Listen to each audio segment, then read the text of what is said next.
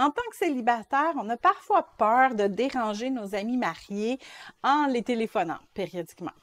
Mais c'est rarement le cas. Il ne faut pas hésiter à prendre de leurs nouvelles.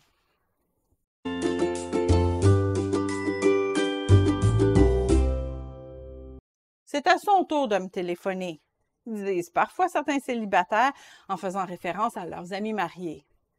S'il ne me téléphone pas, c'est parce qu'il ne veut pas me parler, croient d'autres célibataires. Mais tout ça est souvent une idée préconçue qui est loin de la réalité. La Bible le dit, celui qui est marié s'inquiète des choses du monde, des moyens de plaire à sa femme. 1 Corinthiens 7, 33.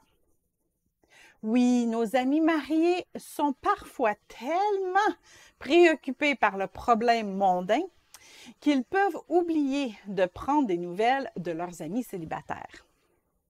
Mais ça ne veut pas dire qu'ils n'ont pas le temps pour leurs amis célibataires. Au contraire, les gens mariés apprécient beaucoup leurs amis célibataires. Les couples font parfois des amis qui sont aussi en couple, puis parfois c'est parce que les enfants, ils se connaissent.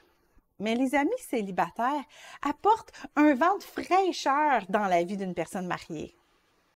Passer du temps avec des célibataires est souvent une façon de décrocher pour quelques minutes des obligations maritales et d'être soi-même. Les mamans ont parfois de la difficulté à prendre un temps de qualité pour elles. Une sortie de couple, c'est pas toujours un repos pour une maman, surtout si les enfants sont invités. Mais une sortie avec ses amis célibataires, là, ça va pouvoir lui permettre de vraiment penser à elle. Les amis célibataires permettent de mettre les chapeaux d'épouse de maman, ou d'époux et de papa, de mettre ces chapeaux-là de côté pour être simplement soi-même. Quelle bénédiction! Alors prenez les devants célibataires et téléphonez à vos amis mariés. Vous n'avez peut-être pas de partenaire ou d'enfant à prendre soin, alors prenez soin de vos frères et sœurs en Christ, comme le dit le Proverbe 18-24. Et évidemment, vos amis mariés ont peut-être pas la même flexibilité que vous et il est possible qu'ils ne peuvent pas toujours répondre ou sortir avec vous. Mais il ne faut pas s'en offenser. Il ne faut surtout pas brûler les ponts juste pour cette raison.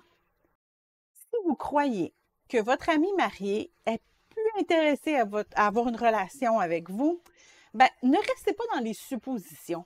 Parlez-en ouvertement avec votre ami. Si la personne vous dit que vous lui téléphonez trop souvent, demandez-lui à quelle fréquence elle préfère avoir un appel. Ou encore, si elle est encore intéressée à votre amitié. Si elle veut couper les ponts, allez répandre votre cœur à Dieu et passez au prochain ami. Vous verrez, ils sont rares les amis mariés qui ne veulent plus de relation avec leur ancienne gang. Ne vous isolez pas. C'est bon pour une personne seule d'avoir des conversations. Bien sûr, étonnez-vous pas si la personne mariée parle de son mariage et de ses enfants. C'est sûr, c'est son quotidien. Si vous trouvez que ces sujets sont trop dominants, offrez d'autres sujets de conversation ou dites-lui tout simplement. Et lorsque votre ami vous parle de ses soucis ou victoires quotidiennes, prenez des notes pour votre future relation de couple. Il est très sage d'apprendre des expériences, bonnes ou mauvaises, des autres. Même si vous n'êtes pas marié, Dieu peut quand même aussi vous inspirer de bons conseils. En n'étant pas impliqué dans la situation, vous allez peut-être même être mieux placé pour voir des solutions.